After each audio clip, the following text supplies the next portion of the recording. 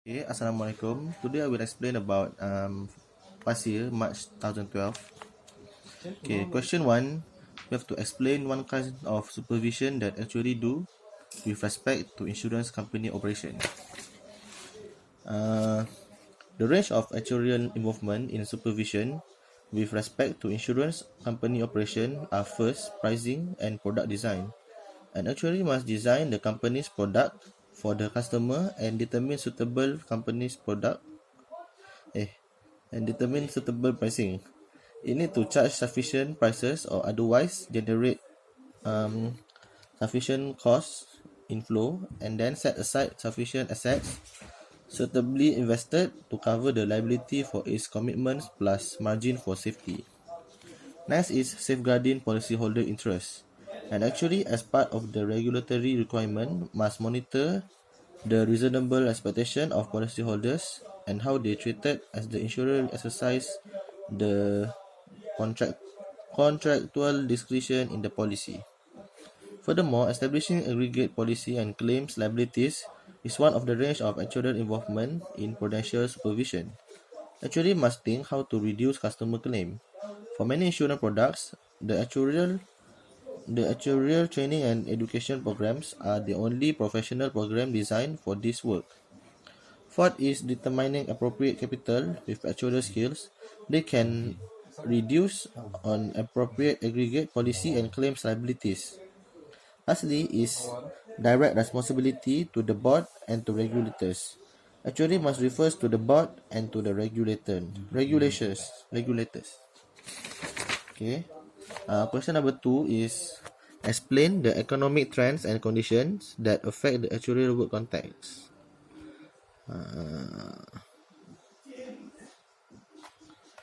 Okay. Economic conditions will affect investments and saving products and cause inflation for defined benefit superannuation schemes and expense inflation for long-term fixed premium insurance policies.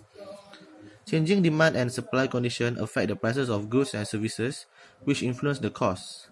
Some areas where economic effects of great importance are obvious: investments returns for the insurer and claims for the repair or replacement of damaged or stolen property.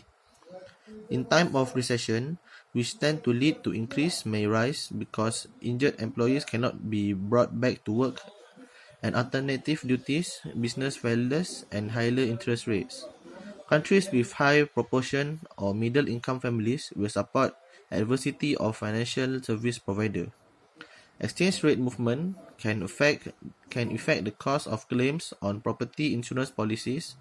Mortality rates appear to increase when full following on economic crisis. Okay, 2B is explain the code of conduct of actuaries.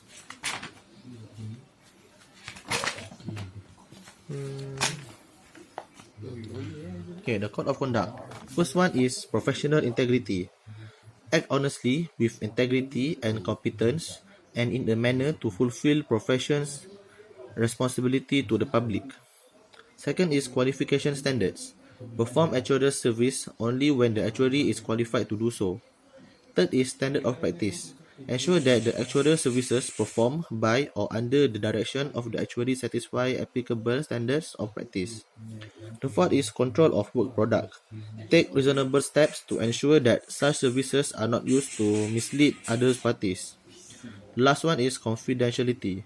Not disclose confidential information to another party unless authorized to do so. Okay, now question number 3. Explain the difference between specific duties and general duties.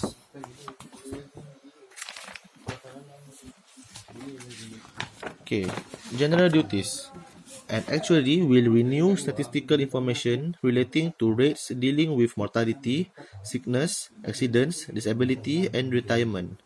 They will take the information that they obtain from reviewing statistical data and relay the information to individuals who need such items to successfully pursue insurance-related interests. The general role of the actuary is to compile the data which they collect in such a manner that it helps companies deal with payments and coverage issues. Next is the specific duties of an actuary. There are variety of specific duties which an actuary must carry out. The first duty which an actuary must take in their job role is to review the documents which related to statistical information, insurance plan, annuity plan, contract and company policies. The overall goal is reviewing these documents to construct guidelines for which the companies can follow with their customers and employees. Once the actuary has reviewed all of the documents, the individual must then construct concise tables evidencing the result at the intense document review. The tables will diagram the statistical evidence as well as highlight the recommended route to pursue with regard to disbursements. Pinjam kereta. Ni masa kau 3 pinjam kereta. Tak. Premium and retirement funds also develop and creating insurance coverage and product coverage. Then they will go through with the premium and the evaluation of the benefit. Okay, next is question 3B. How does actuaries monitor the actuarial work standards and its relationship with the legislative duties? First, the actuary should provide information that interest parties cannot obtain otherwise. The actuary's determines must be realistic. Insurance company must have enough money set aside to meet claims when they become payable. Second, actuary must give an efficient solution to the problems of restoring completely specified contracts was to delegate the allocation of profits to a person whom both parties agreed was independent, expert, and impartial. Actuary must consider what is fair that can rise in relation to pricing products. Actuaries must ensure when financial institutions have discretion over terms and conditions. Third, actuaries have joint responsibility for the standard of profession. The professional body usually has a professional guidance commit to make sure that the and threat of disciplinary action exists to ensure that members follow the standards. Fourth, actuary must advise company with regards to commission equivalent and appropriate charges to include in the projection of future benefits. Actuary is also responsible in relation to monitor the adequacy of assets to meet liabilities on a continual basis. Okay, next one is question 4.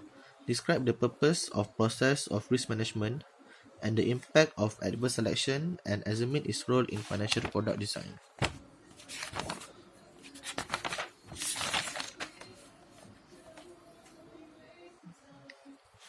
Okay, the purpose of carrying out a risk management is to enable the employer to take measures necessary for the safety and health protection of workers.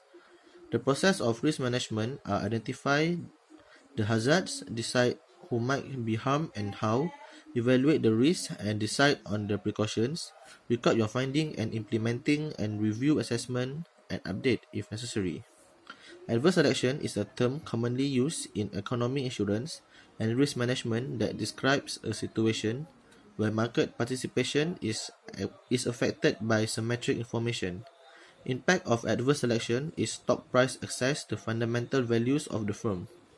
The role of adverse selection in financial product design marketplace, which seller must have better information that buyer about product and services being offered, putting the buyer at a disadvantage in the transaction. For example, a company's manager may more willingly issue shares when they know the share price is overvalued compared to the real values. Buyers end up buying overvalued share and lose money.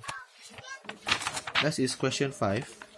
Question 5 is explain the factors that contribute in strategizing risk management process. Commitment and support from top management in quality management. It includes setting up and serving on a quality committee, formulating and establishing quality policies and objectives, providing resources and training, overseeing implementation of all levels of the organization, and evaluating and revising the policy. First is communication. Effective risk communication brings cohesion to the decision-making process and answers that objectives are being met of every step of the cycle. Second one is culture. This term includes values, benefits, knowledge, attitude, and understanding about risk shared by a group of people with a common purpose. This applies to all organizations, for example, private companies, public bodies, government, and non-government. The third one is information technology. Risk is strictly tied to uncertainty. Decision theory should be applied to manage risk as a science. For example, rationally making choice under uncertainty. The last one is organization structure. The framework that holds an organization or government agency. A well-defined organization structure provides a clear path for the risk assessment procedure. Okay, thank you.